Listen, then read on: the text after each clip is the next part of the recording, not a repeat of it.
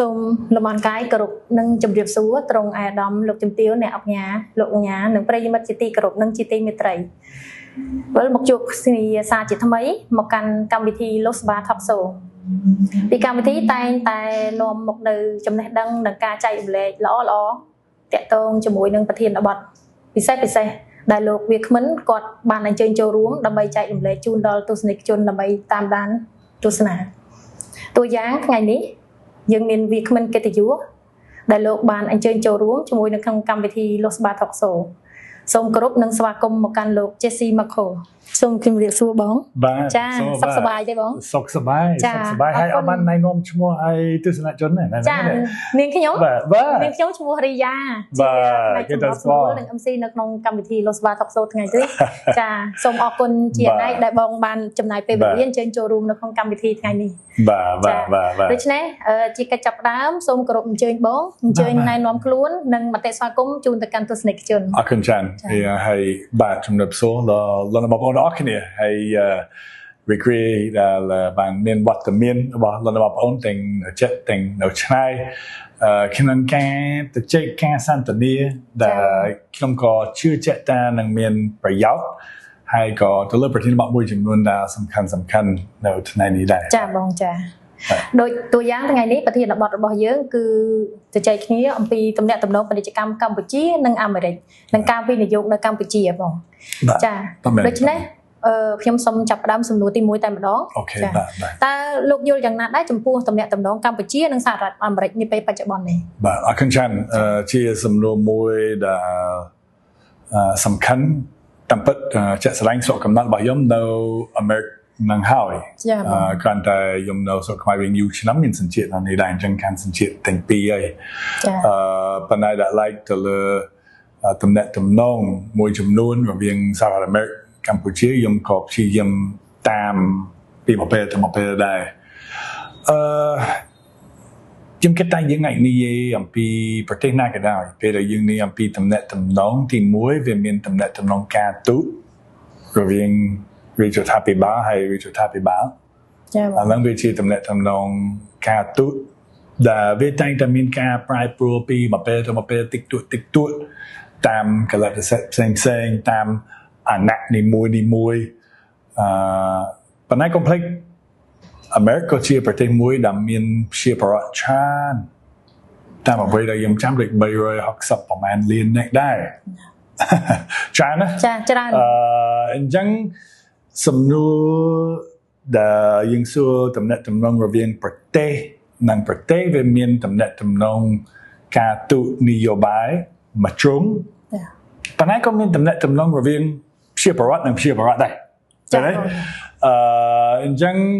តំណែងតំណងការទូតតំណែងតំណងនយោបាយវានឹងមានការប្រែប្រួល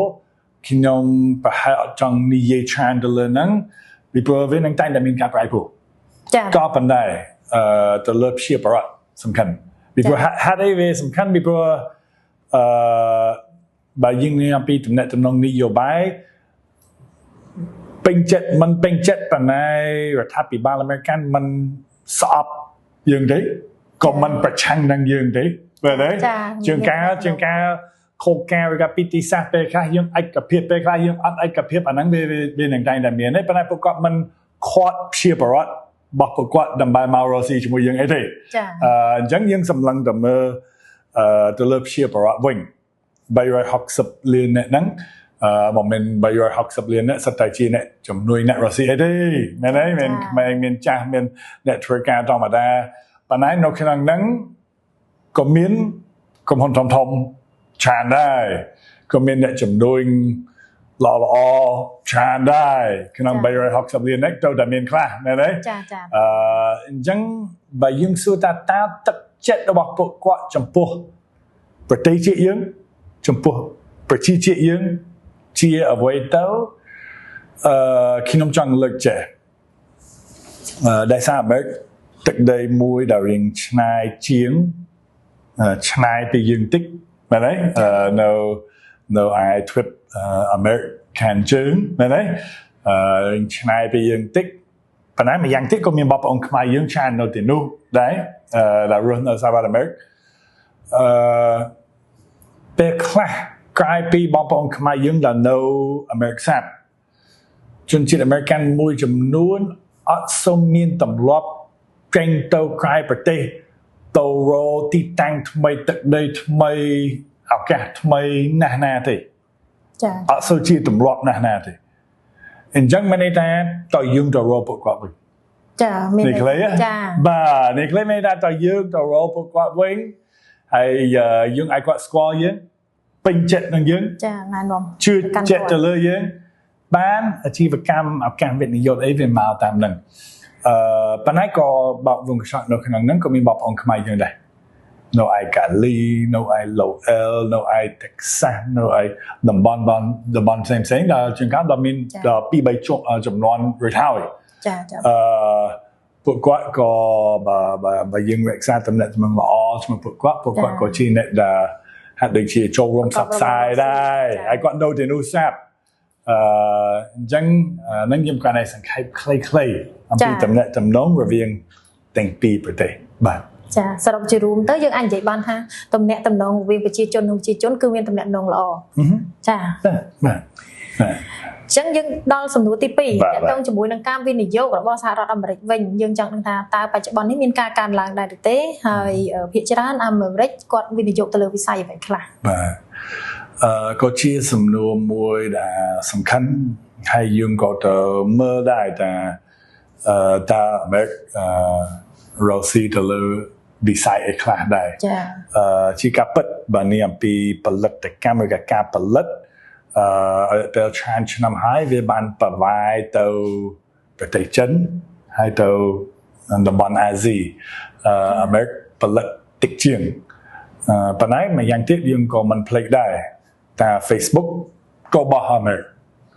Apple ក៏របស់អាមេរិកដែរមែនទេStarbucks ក៏របស់អាមេរិកដែរមែនទេក្រុមហ៊ុន Land Ford ឬ Chevrolet អញ្ចឹងទៅក៏របស់អាមេរិកដែរអញ្ចឹងផលិតផលរបស់អាមេរិក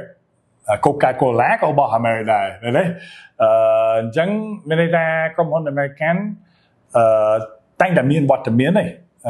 នៅយើងក៏មានវត្តមានដែរប៉ុន្តែទៅលើការវិនិយោគយើងទៅគិតទៅលើវិស័យមួយណាដែលអាមេរិកឲ្យវិនិយោគនៅខាងយើងបានទៅលើការផលិតអាមេរិកមានការផលិតខ្លះដែលគាត់ឲ្យពិចារណាការវិនិយោគនៅយើងដែរប៉ុន្តែឲ្យពេលឆ្នាំវាហាក់ដូចជាអាមេរិកក៏សឹងតែចោលការងារផលិតបកគលឲ្យប្រទេសផ្សេងៗដើម្បីផលិតមានតែ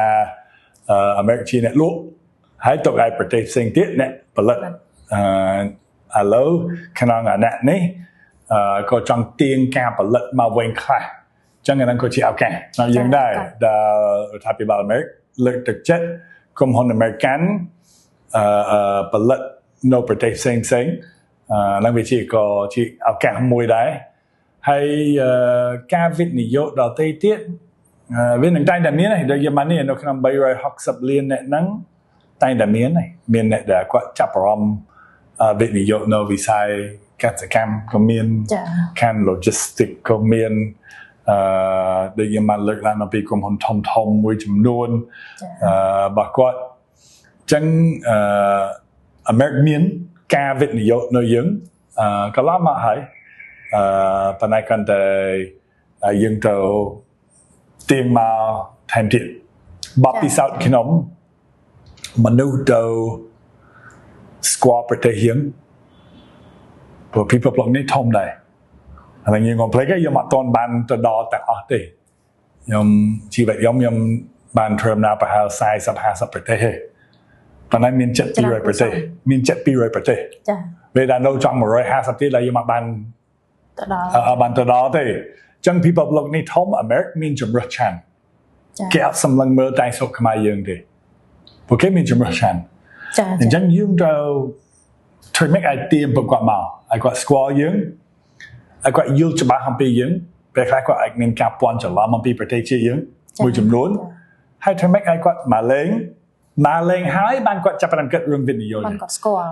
មនុស្សខ្លះជនជាតិអាមេរិកមួយចំនួនគាត់សឹងតែខ្សោយខាងភូមិសាស្ត្រយើងនិយាយប្រទេសនេះមកមានគាត់នៅកម្ពុជាទេយើងនិយាយប្រទេសនេះ ก็บ่ឆ្នោតថាប្រទេសហ្នឹងណាចាហើយយើងអាចគាត់វិនិយោគជាមួយយើងមកការបោកដឹងថាយើងនៅណាផងហ្នឹងតែនេះអញ្ចឹងយើងចូលតែធ្វើម៉េចឲ្យគាត់ស្គាល់យើងផងបង្ហាញគាត់បន្ទាប់មកឲ្យគាត់យល់ច្បាស់កុំយល់ច្រឡំអំពីយើងក៏មកបើលេងមកឥឡូវមុនតែកាត់រងរស៊ីឲ្យវិនិយោគបើលេងយើងមកបានវាចាប់ផ្ដើមវិវត្តទៅហ្នឹងអញ្ចឹង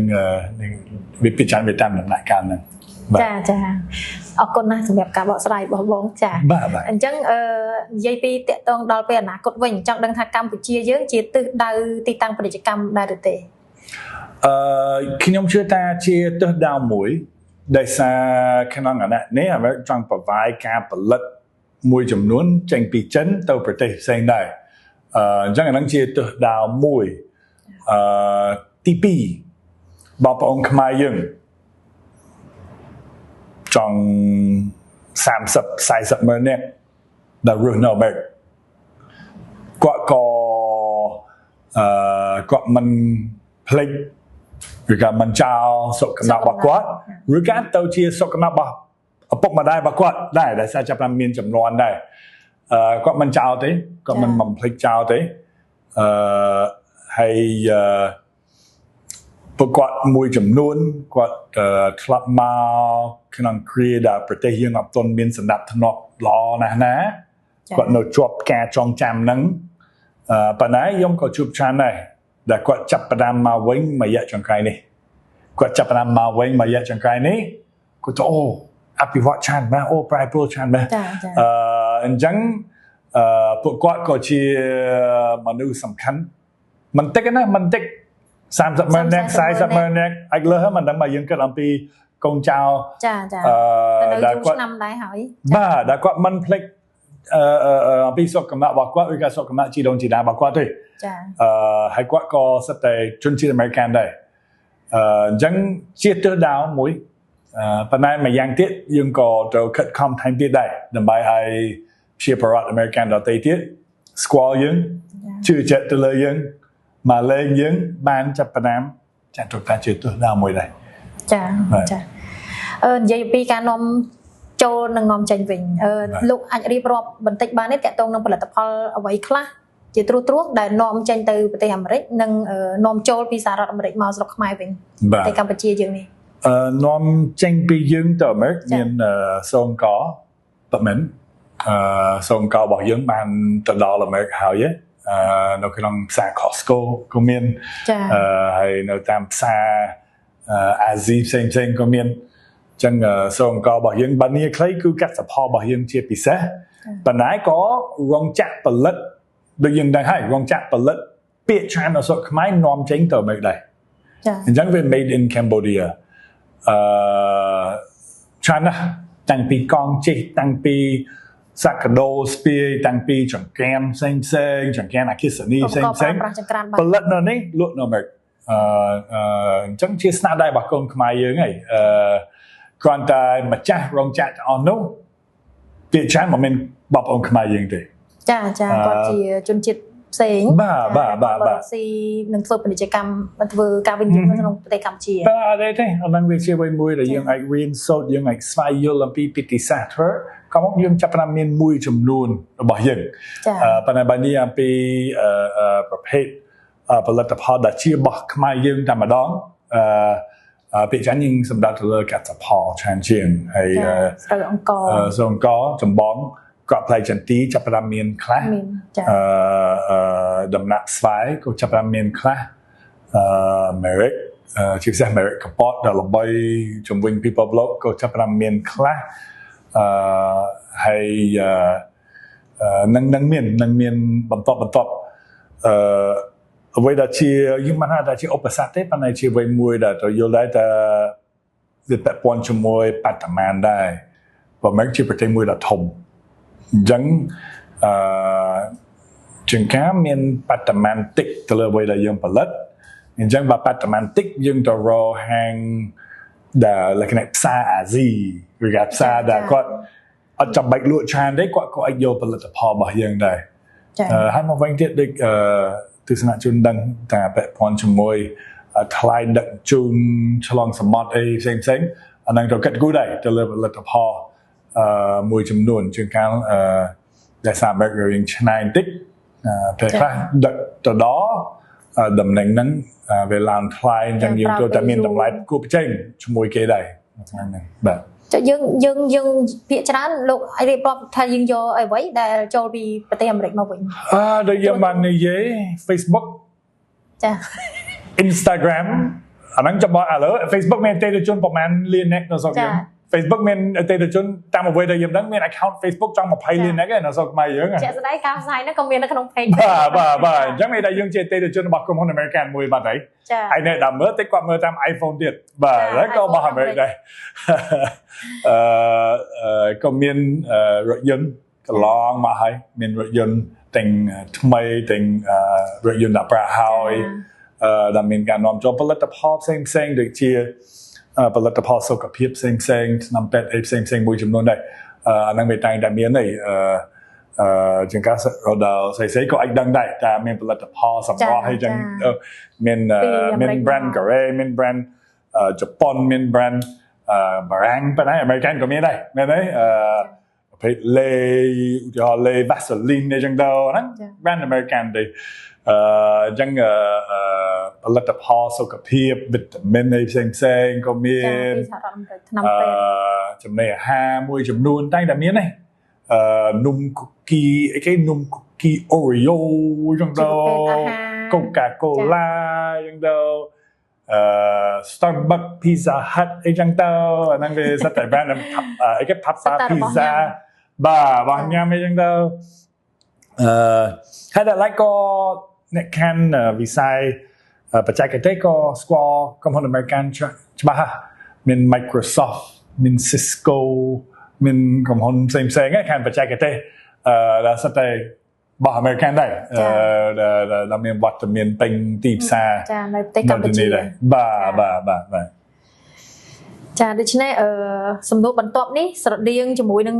សំណួរពីមុនដែរតាក់ទងជាមួយនឹងឱកាសវិនិយោគនៅកម្ពុជាលោកជេស៊ីបានជម្រាបជូនទស្សនិកជនរួចមកហើយថាកម្ពុជាក៏ជាគោលដៅមួយសម្រាប់នៅក្នុងឱកាសវិនិយោគរបស់សហរដ្ឋអាមេរិកនៅប្រទេសកម្ពុជាសម្រាប់នាពេលអនាគតផងដែរដូច្នេះខ្ញុំសូមចូលដល់សំណួរបន្ទាប់ចង់ជម្រាបសួរលោកថាតើនៅផ្សារសហរដ្ឋអាមេរិកជាពិសេសតាមបណ្ដាផ្សារទំនើបនិងម៉ាកផ្សេងតើសម្បូរនៅផលិតផលរបស់ប្រទេសខ្មែរច្រើនដែរទេបើតាមលោកដឹងកន្លងមកហើយលោកមានផែនការអ្វីក្នុងការជំរុញឲ្យផលិតផលខ្មែរកាន់តែមានច្រើននៅតាមម៉ាកមួយចំនួននៅសហរដ្ឋអាមេរិកបាទនាមពីផលិតផលខ្មែរនៅឯសហរដ្ឋអាមេរិកទី1មានពីវងចាក់កាដេកង់សាក់ដូវ៉ាលីចាប៉ុន្តែដូចខ្ញុំបាននិយាយម្ចាស់រោងចក្រមិនមែនបងប្អូនខ្មែរយើងទេហ្នឹងវាសបោយើងទៅបែបវ៉ាលីធ្វើដំណើរផ្សេងមើល Made in Cambodia ក៏អោក៏នេះមានចង្កៀនអគ្គិសនីឬក៏ឡបភ្លើងអគ្គិសនីប្រើប្រាស់នៅក្នុងផ្ទះហើយគេលក់នៅ Walmart នៅ Costco អីអាហ្នឹង Made in Cambodia ប៉ុន្តែអញ្ចឹងជាស្នាដៃរបស់គុំខ្មែរយើងនឹងជាមោទនភាពមួយប៉ុន្តែម្ចាស់ក្រុមហ៊ុនមិនមែនខ្មែរទេនៅក្នុងហ្នឹងដាក់ like តាមទីផ្សារចម្បងមានស្រងកគាត់ផ្លែចន្ទីដំណាប់ស្វាយខ្ញុំផ្លាប់ឃើញតនៅក្នុង Costco ចាប៉ុន្តែពេលខ្លះក៏ដូចគ្នាពេលខ្លះមិនមែនម្ចាស់ក្រុមហ៊ុនណាស្រងកពីថាម្ចាស់ក្រុមហ៊ុនខ្មែរទេរងកាន់សើគឺខ្មែរយើងទេប៉ុន្តែដល់លើក្របផ្លែចន្ទីដែលយើងផ្លាប់ឃើញនៅក្នុងផ្សារ Costco ឧទាហរណ៍ឬក៏ដំណាប់ស្វាយដែលយើងផ្លាប់ឃើញនៅក្នុងផ្សារ Costco ដែលជាផ្សារបោះដុំដ៏ធំជាងគេរបស់អាមេរិកនោះនៅលើថងសបោងគឺ Made in Cambodia ប៉ុន្តែក៏បានមកចិត្តថាក្របផ្លែចន្ទីហ្នឹងឬក៏ដំណាប់ស្វាយហ្នឹងត្រូវបាន wake shop នៅប្រទេសមួយផ្សេង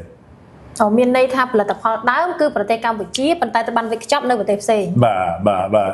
អញ្ចឹងហ្នឹងជាអ្វីមួយដែលខ្ញុំក៏ដឹងថាទាំងជាប្រវត្តិទាំងវិស័យនៃជំនួយទាំងរាជរដ្ឋាភិបាលក៏កំពុងតែខិតខំដើម្បីមានការកែសម្រួលក្នុងហ្នឹងដើម្បី